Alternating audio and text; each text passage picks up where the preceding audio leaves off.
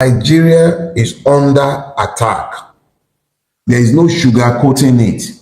These are foreign Fulanis who are not aborigines to Nigeria, who sees Nigeria as their patrimony, and they have been brought into the country under the auspices of the APC and have been largely protected and supported by the same APC. Dele Farotimi has dropped serious bombshell concerning these Fulani herdsmen issues we'll be facing in this country. And of course, you know Dele Farotimi, he doesn't sugarcoat or fear anybody whenever he wants to talk about issues in this country. And in this one, he did perfect justice to it. And you'll be shocked to hear what Dele Farotimi has to say concerning what is happening. Now, he started with the issue that happened in Plateau. He said in Higaba that the number you are hearing on the media that was fired in Plateau is just a tip of the iceberg on what happened in that place. And I was like, what is going on? And again, to my greatest surprise, he said that these Fulani herdsmen issues we are facing, they are imported Fulanis. And he said something about APC. He said that one of their members agreed that they are imported Fulani from some kind places into this country so time ago. I was like, so this is what we have been into all this while. No wonder. But nevertheless, I am going to allow you to listen to Dele Farotimi himself and see what he has to say concerning the Fulani herdsmen issues we are going through in this country. Atoka! In fact, listen to Dele Farotimi, but as you are listening to him, make sure you are clicking on that share button and also subscribe for more updates. And after that, I'll be back. Let's go there. I know a lot of you imagine when I coined the topic that I wanted that I would be speaking to Tinubu's question when he went to Akure to commiserate with our former leader in Ferry, Chief Fashoranchi, when his daughter, Ideas Egmo, Antifunke, was murdered, leaving Akure. When this question was asked, a lot of us took umbrage. I know I did, because what it did was that it excused, it foreclosed any suggestion that a murder, a gruesome murder, was by Fulani terrorists. Because, okay, we'll come to nomenclature later, but it was clear to me as an individual that it was a cover of some sort of fig leaf to discredit the then theory that the murder had been done by Fulani people. So the question was asked, where are the cows? As in, what's your proof for your assumption that these had been done by anyone connected to the Fulani, since Fulanis are known to move with their cows, quote and unquote? So that question for me encapsulated a lot more than just the basic question that it asked on the surface. And it's always stuck in my head. I'd often ask myself, exactly what is this question about? So I'd pondered it for years. And then in recent times, because of things that are happening all around us, what happened in Uromi, where 16 Fulani, no, they didn't say Fulani, 16 hunters of northern extraction were killed by vigilantes in Uromi. And then just right next week, an outrage of extreme proportion took place on the plateau, where, according to my friend, Dr. Kavram Stanley, the National Publicity Secretary of the Middle Belt Forum, he told me, and I believe him, that over 200 people were killed. But in the press, you got accounts like 50, you got accounts like 100, and even those 100, you find people say, no, it wasn't up to that, seeking to minimize the casualty figures. Important thing is this. In this last week, Yorubas in Akure, same Akure, had occasion to troop out in their numbers to protest the insecurity occasioned again, the Fulani again, they said. Enugu people were crying out about being butchered on their farms. It would appear that almost everywhere across the length and breadth of Nigeria in the last week, it's been one killing after the other, all linked in one way or the other to the Fulani people. This has not just, it didn't start yesterday. It's something that's been ongoing, it's been happening for a while. Every time you hear of one ethnic cleansing, one mother or the other, the Fulanis are mentioned. So this last week, I've had my mind preoccupied with cows, the Fulanis, the obvious war of conquest and invasion going on, and the seeming complicity, not even seeming, the obvious complicity of the state that seems to continue to ask, where are the cows? Because nobody appears to be treating these as anything close to what it should be treated as. Because obviously Nigeria is a country under siege. So as I started thinking about these, I remembered the narratives offered by Kawu Baraje, the former national secretary, I believe, of the APC. This is reported in Business Day of the 2nd of August, 2022. Baraje was speaking at the occasion of his 70th birthday. And he said, on record, that in the lead up to the 2015 election, they, as the APC, imported Fulanis from Sierra Leone, from Mali, from Senegal, from Niger, and from Chad. He was very specific. He did not mention any other ethnic nationality. He spoke specifically of the Fulani. He said they imported Fulanis from Sierra Leone, Mali, Senegal, Niger, and Chad. I'm not sure if we had influxes from Equatorial Guinea or if the ones in other parts were equally invited, but it was specific. And in 2015, a rabid Fulani redentist and a Muslim fanatic was elected president of Nigeria. Baraje was very, very clear in also saying that the people they invited, they also harmed. Let me repeat myself. Go to the Business Day newspaper of August 2, 2022. I am quoting Kawu Baraje. He was part of the foundation of the APC. He was the factional chairman of the breakaway PDP that was part of the foundation of the APC. There are recorded confessions on TikTok, on YouTube, almost every social media platform. You'll find Fulani people telling you. There is one particular one I watched myself where the guy was like, look, AK-47, that they don't use it to shepherd their cows, that these were given to them. He was specific in saying that. He's on record.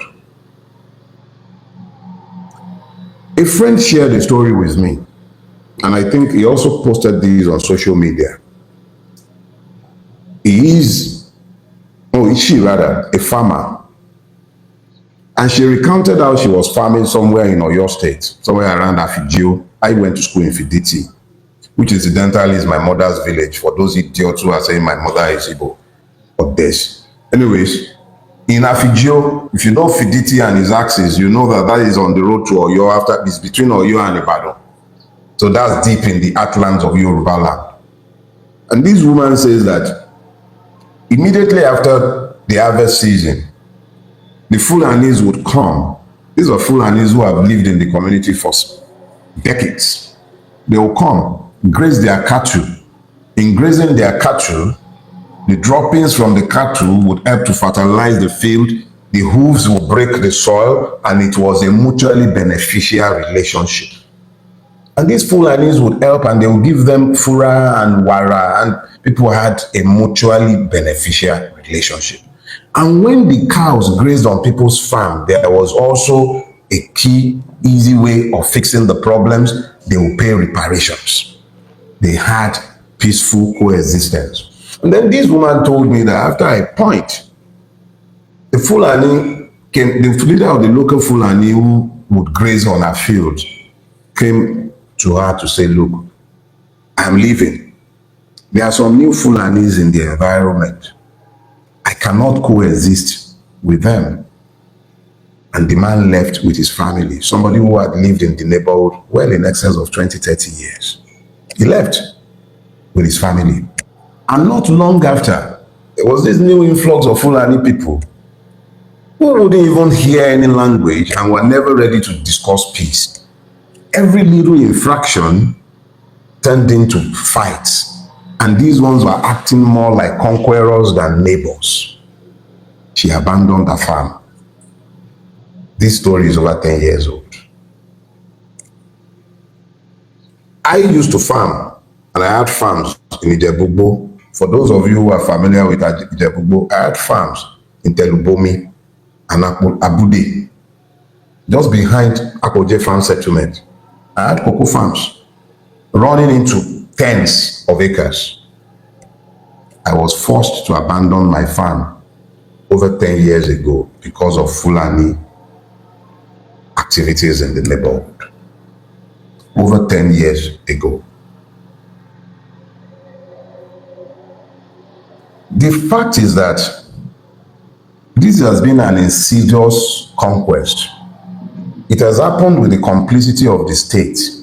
And because of the complicity of the state, a lot of us have been slow to admit to the fact that Nigeria is in the grip of an insurgency, ably supported by our government and the rulers of Nigeria. General Laumi was on national TV, on channels, and he said on the record that since 2016, a list of sponsors of terrorism in Nigeria had been given to Buhari as the president. He said in that interview that the sponsors of terrorism included governors, persons in the cabinet of the president. Nothing ever happened to them. The UAE caught sponsors, financiers of terrorism in Nigeria, and they sent them to prison in the UAE. And then they sent a corresponding list of sponsors who are in Nigeria to the Nigerian government. Over 300. Nothing ever happened to them. But the same government is always quick to jail 17-year-olds on trumped-up charges. The same government, the same system is always available to persecute those who might make the error of asking to be citizens. My friend, Dr. Calvin Stanley, told me that almost on a daily basis, somebody is killed on the plateau. That 164 settlements on the plateau have been taken as conquered territory, resettled by Fulani marauders after the indigenous people have been driven off the land. A person told me how she gave up a mining license, or at least her interest in the mining license, when she found out that for her to be able to work the concession she was given, she would have had to be in bed with terrorists who are usually employed in the mining industry to drive out the indigenous people from the land holding the resources. And we still begin to ask, where are the cows? Dr. Calvin told me that there is a base for Fulani terrorists in the tri-state area, Benue, I think this is between Benue, Nasarawa, and Plateau, somewhere around that place, that there is a base. That this, and he said it on national TV as well, by the way, that this base is known to all of our security agencies, that helicopters land there to drop off ammunition and material, that the security forces are aware and they've done nothing about it. He is on record. He is on record, on public record, and we are still asking, where are the cows?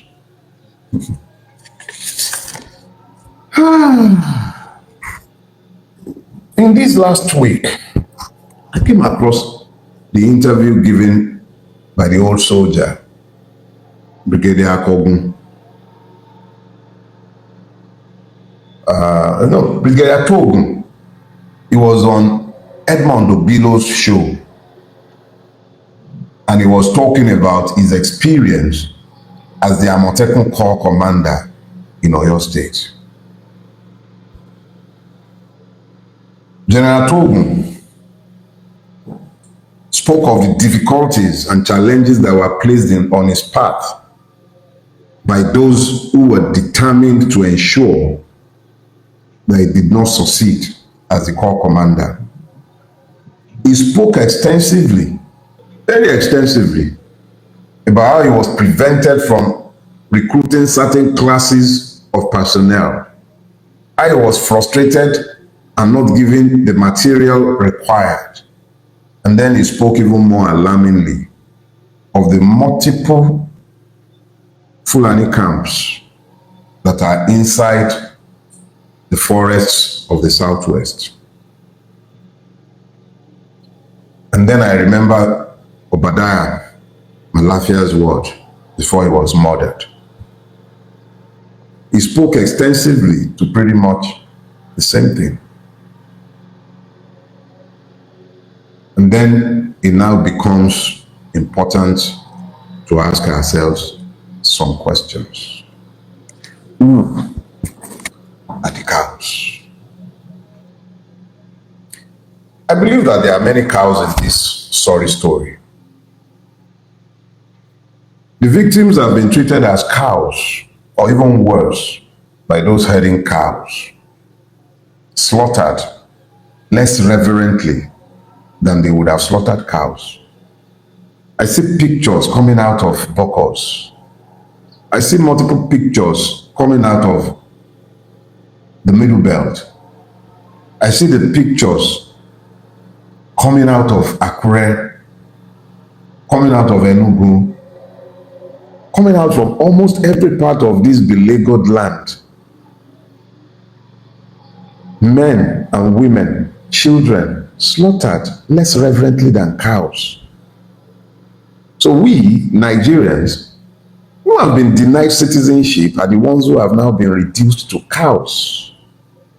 We're treated like cows, as if we don't matter, like our lives count for nothing. What is the value of the Nigerian life if 16 persons said to be hunters in Uromi caused national outrage, rightly so, but the gruesome murder on a daily basis of more people has been normalized as though they are not humans? A state exists. Its president is on a vacation in France, even working vacation in France, but the president of France is visiting Egypt. Make it make sense to me, because I don't understand these things, but in the country that the person governs or pretends to govern, people are being slaughtered with nary a reaction, and we are still asking, who are the cows? Apparently, the Nigerian is less than a cow in the eye of the Nigerian state. Much less than a cow. When they ask where are the cows, maybe we should begin to look in government houses for the cows, because even if you hate us so much, shouldn't you worry that the country you are pretending to govern has been turned over to foreign invaders who are brought in for political purpose? How long do you think this cycle that you have energized is going to last before there is a blow up? Exactly how long do you reckon it's going to last? Everywhere you turn, people are being slaughtered.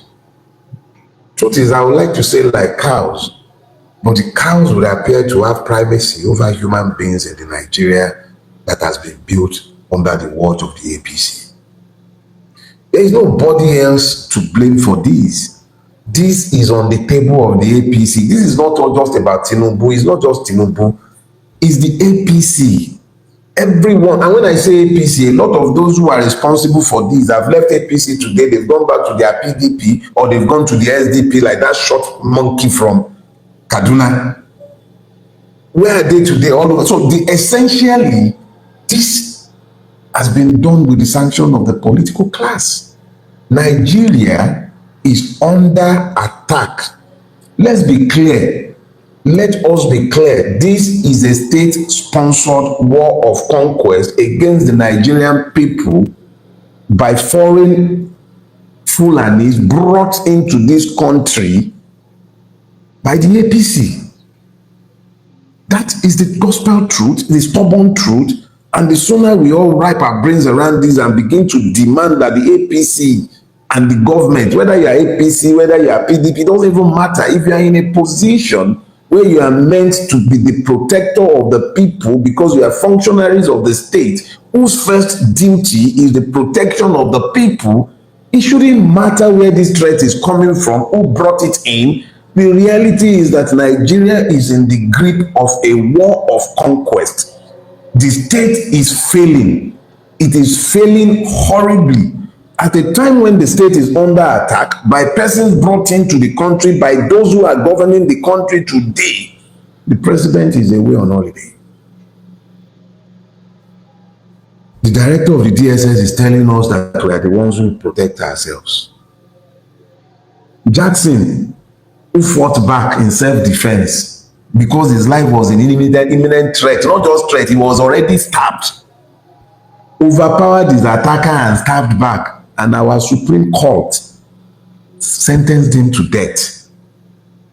If that wasn't self-defense, what is? So, in a situation where the foreign invaders have been offered immunity and impunity, what is the lot of the Aborigines? Our forests are not they're not no man's land. Those are sacred forests. They belong to some people. They are lands belonging to people. When you brought foreign terrorists, people who had no land of their own, to come into our country, to come and take land, you become complicit in the multiple murders that have taken place in pursuit of their purpose. No wonder they were saying that we should ask our president what he agreed with them. Nigeria is under attack. There is no sugarcoating it. These are foreign Fulanis who are not aborigines to Nigeria, who sees Nigeria as their patrimony, and they have been brought into the country under the auspices of the APC and have been largely protected and supported by the same APC. Because how else do you explain where are the cows? Eventually, the cows were found because the killers of Antifunke just happened to be the Fulanis that the statement was meant to excuse. Where are the cows? The question should be, who are the cows? Who? Are we now cows, or are we being ruled by cows who fail to see what should be in their own enlightened selfish interests? I will live and I'll die. Tinubu will live and he'll die. All of us will live and someday will go, but what we have done will live beyond us. How can it be that those who have the sacred duty to protect the people are the ones who have become the enemies of the people, sponsoring all kind of terror against the people? And we are always asking, where are the cows? Let the government tell us if we have become as cows, or if they are the cows who are failing to see that they are failing in their duties. But when you are asking who the cows are, or where the cows are, also ask yourself, where is your brain in this imagined scenario? Are you able to see what is obvious, or you are still denying the obvious because of your ethno-religious or partisan interest? The truth is the truth, regardless of who believes or do not believe it. But the truth does not cure the willfully ignorant. I hope I have spoken to people who still have the capacity to think on their own and to draw inferences, logical inferences from the truthful facts that are in front of them. I've said my own. I have said my own. You say your own. Just as I promised, we have the final draft of the Electoral Reform Bill. It will go out tomorrow morning so that we get your comments and your inputs. I know that it is easy to say that nothing will change. The House of Reps will not do anything. The Senate will not do anything. Yeah, I actually don't expect them to do anything about it. But I expect you to do something about it. If we're truly in a democracy, if this is truly a democracy, it's time we start finding out, don't you think? How else do you find out but by trying to see if your will as a collective will prevail? We will submit the bill when we are all done having a chance to take a look. And when we have submitted that bill, we would await their response based on the clearly submitted timeline. And if we don't get it, we would organize to confront. Let me be very clear. Nobody serves you freedom a la carte. Just like this. Grabbed it, snatched it, grabbed it, and ran with it. That is how you take power. And when you are looking for your freedom, you must be prepared for sacrifices. We will circulate the bill. We'll go through the bill by ourselves. When we're satisfied that we have what we need, we'll take it before them. Let them say no. Then we will say yes. And then we'll see whose voice is higher than the other. Gentlemen, my people will say, I borrow. And so from Oluwabi, half a word is enough for the wise. But there is also another proverb that is very succinct and speaks to our situation. The cripple who is forewarned cannot be killed in a war. You have been forewarned. You have the luxury, especially those of us in the Southwest, in the South generally, we have the luxury of being forewarned. Those on the front lines, people of Bokos, whose land on the plateau are being daily resettled in what is apparently and clearly an ethnic cleansing. They are the ones on the front line. They don't have the luxury of warnings. We, having been warned, have the duty not only to prepare, but to speak up. An inability to speak to your condition imperils you. Speak. Stop allowing your tongue to cleave to the roof of your mouth on account of ethnicity or religion or partisanship. Open your eyes. Look. Open your eyes. There is a conquest going on. And those who should be defending us are complicit in selling us. Get that clear. I'm going to see you next week. Have you a blessed week ahead and prepare yourselves.